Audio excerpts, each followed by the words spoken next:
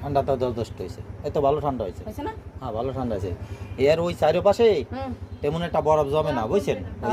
ওই ইয়ে যেমন বরফ জমে, ওয়ালটন সাধারণ ফ্রিজ যেমন বরফ জমে, এইগুলিতে বরফ জমে না, এইগুলি কম জমে, মানে জমে কম, খুব সীমিত কথা বুঝছেন?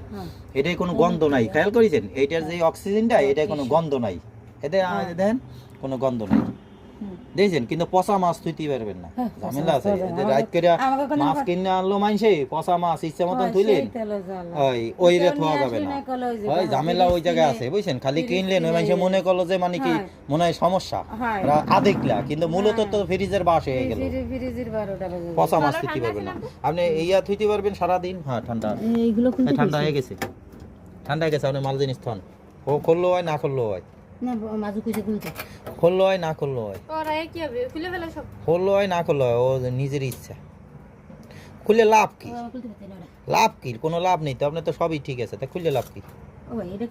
থাক যে বউ কিছু থাক, তাহলে টান দেন, টান দেন, ওইটা টান দেন, ওইটা নতুন অবস্থা দিছে কেন? কোন ওই মালটা গাড়ি থেকে আনবে তো, যাতে এদিকে সেদিকে না লড়ে, এই জন্য কথা বলছেন?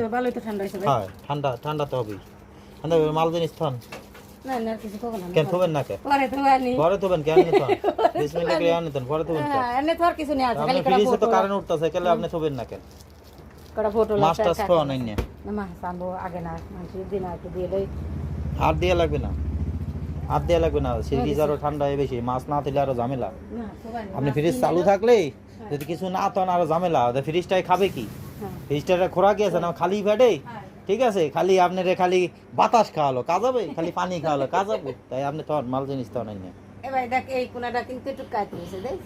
না ও কোন ব্যাপার।